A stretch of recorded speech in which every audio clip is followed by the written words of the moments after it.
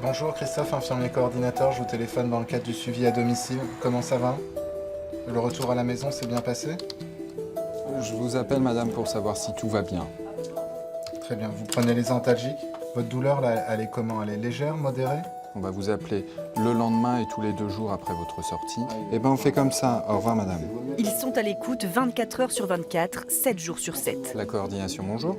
Cette nuit, j'ai eu un appel à 3h30 et un appel à 6h. Pour un problème de douleur, d'apparition relativement brusque à 3h30. Donc là, il faut tout de suite être relativement opérationnel quand on répond. Et à quoi ils servent ces appels? À dépister de manière précoce les complications post-opératoires, parce que c'est beaucoup plus simple de prendre en charge une hyperthermie à 38 plutôt qu'à 40, par exemple, et aussi à accompagner les patients, à vérifier l'observance, la prise des médicaments, tous les tout petits détails qui améliorent le confort et qui facilitent la vie du patient à son domicile.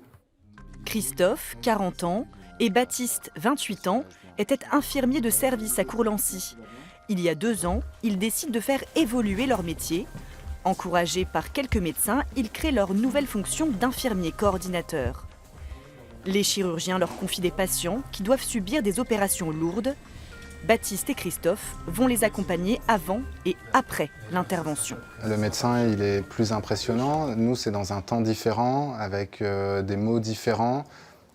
Après, il y a peut-être aussi le fait d'être en civil. Donc c'est moins intimidant que le bureau du chirurgien avec une blouse ou du matériel médical. L'accompagnement psychologique des patients et patientes que nous rencontrons, c'est presque le plus important de ce que nous faisons, puisque principalement, ce qu'on va faire, ça va être de les rassurer.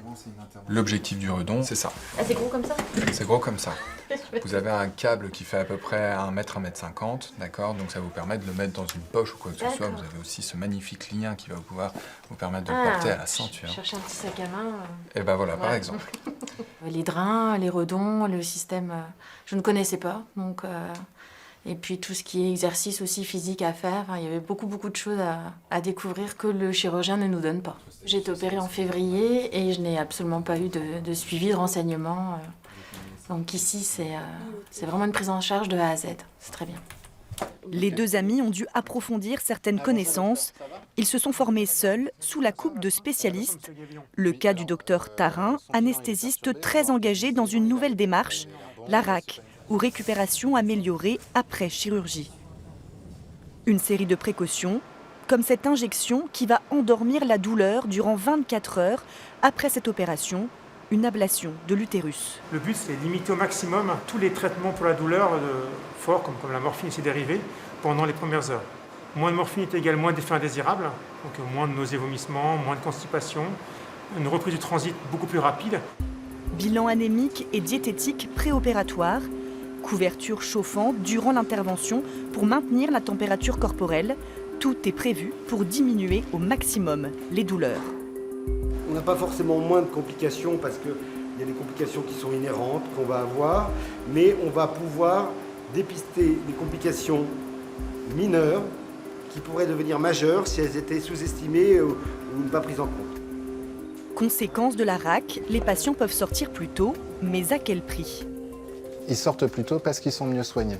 Voilà. Et après, les critères ont toujours été les mêmes. On ne laisse pas sortir un patient s'il y a des problèmes en suspens. L'économie, c'est un critère, mais ce n'est pas un résultat qui est recherché.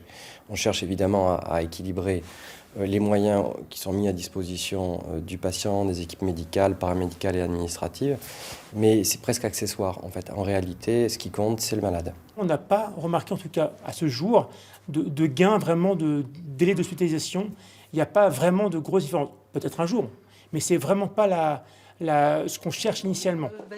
Interface entre les médecins et les patients, Christophe et Baptiste font le lien et nouent des liens. Catherine bénéficie de leur aide depuis plusieurs mois. Toutes mes questions, je les posais, absolument toutes. Et toutes mes questions étaient entendues. Et avec une réponse qui me satisfaisait, qui me tranquillisait et qui m'aidait à repartir vers un peu plus loin. On sent qu'ils prennent la mesure des choses et qu'ils gèrent la situation, quoi. Et tout ça, c'est drôlement agréable. Un soutien sans faille sur le chemin de sa guérison. Je les décrirais comme des personnes qui ont une belle capacité d'écoute, un énorme dynamisme. Je dois ajouter qu'ils sont beaux. Au quotidien, évidemment, il y a des moments qui sont faciles, il y a des mouvements qui sont plus compliqués, mais on est une bonne équipe et donc ça nous permet de toujours avoir une dynamique positive et donc d'être toujours de bonne humeur pour recevoir les patients. Une vingtaine de médecins de Courlancy travaillent avec les infirmiers coordinateurs, anesthésistes, chirurgiens digestifs et gynécologues pour l'instant.